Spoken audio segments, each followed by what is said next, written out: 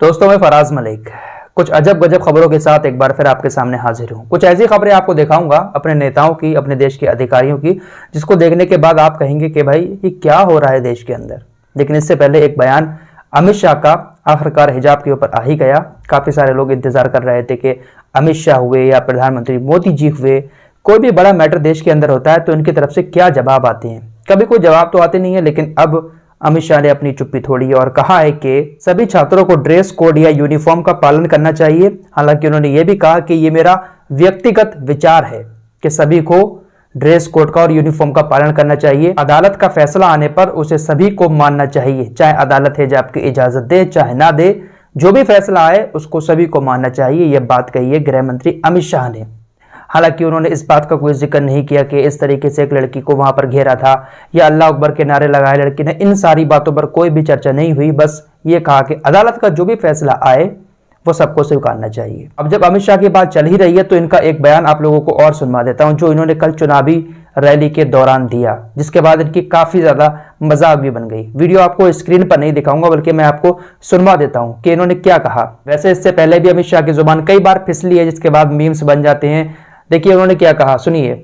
बना दो 12वीं पास कर जो भी इंटर में एडमिशन लेगा उसको लैपटॉप और स्मार्टफोन देने का काम ये भारतीय जनता पार्टी।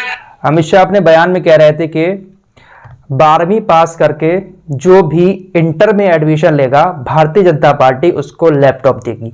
तो लोगों ने अमित शाह की इस बात पर मजाक बनाना शुरू कर दिया कि अब क्या 12वीं के बाद इंटर में फिर से एडमिशन लेना पड़ेगा? क्या जो स्क्रिप्ट आपके सामने रखी हुई है और इसको देखकर आप पढ़ रहे हैं, क्या वो भी आप ठीक से नहीं पढ़ पा रहे हैं? तो बहुत सारे तरीकों से सोशल मीडिया पर ट्रोल किया गया अमित शाह को कि 12वीं के बाद इंटर में एडमिशन।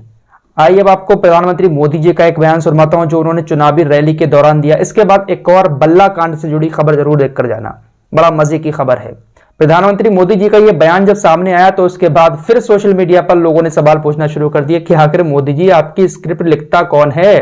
किस तरीके से ये बच्चों वाली बातें कर गए और क्या लॉजिक लगाया मोदी जी ने?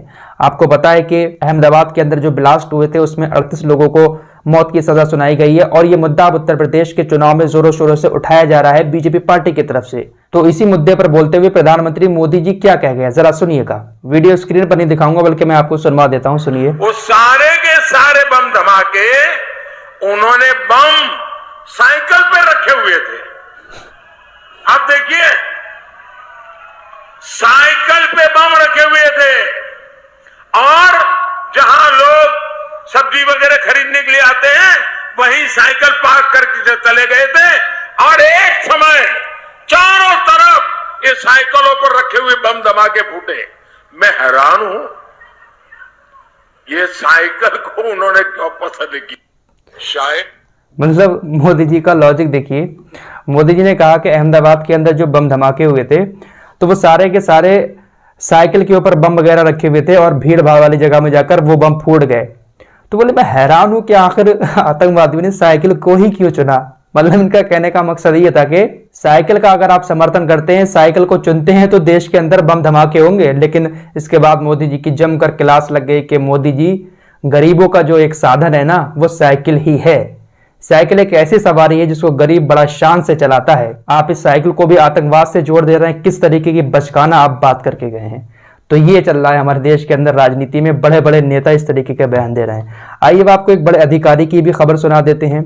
आपने बल्ला कांड सुना होगा 2019 में, जहां पर कैलाश विजयवर्गीय के बेटे आकाश विजयवर्गीय ने इंदौर के अंदर एक नगर निगम के बड़े अधिकारी को बल्ले से पेल दिया था। बाकायदा वीडियो वायरल हुआ था, जिसके बाद ये जो अधिकारी साहब हैं ये अदालत पहुंच गए। अदालत में मुकदमा चल रहा था। आकाश विजयवर्गीय जो विधायक हैं, कैलाश विजयवर्गीय जो बीजेपी के नेता, उनके बेटे हैं ये, तो इनके ऊपर मुकदमा भी चल रहा था, सुनवाई हो रही थी। लेकिन अचानक से इस मामले में एक नया मोड़ सामने आया, नया ट्विस्ट आ गया।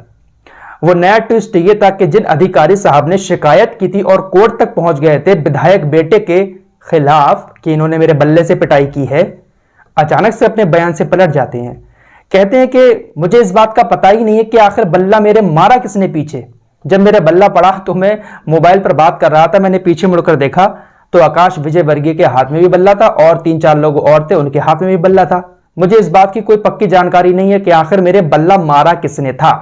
साफ वीडियो में दिखाई दे रहा है कि इनके पीछे बल्ला कौन पेल रहा है, और इसी बात को लेकर आकाश विजय वर्गीय के खिलाफ ये अदालत में भी गए थे, शिकायत भी की थी, लेकिन अचानक से पलटी मार दी। अब इसके पीछे आप समझ सकते हैं क्या क्रोनोलॉजी है। एक सत्ताधारी पार्टी के बड़े नेता का बेटा कैसे जेल जा सकता है, कैसे उसके ऊपर कार्रवाई हो सकती है, और अधिकारी साहब को तो अपने बयान से बेचारों को पलटना ही था। अगर अपने बयान पर डटे रहते तो शायद उनकी नौकरी चली जाती। तो इसीलिए उन्होंने कहा कि भाई मुझे पता ही नहीं चला कि मेरे मारा किसने। वीडियो में तो आप भी देख रहे हैं साहब, और ये वीडियो की अदालत ने नहीं देखी होगी। आकाश विजय वर्गीय पीछे से बल्ला फेल रहे हैं।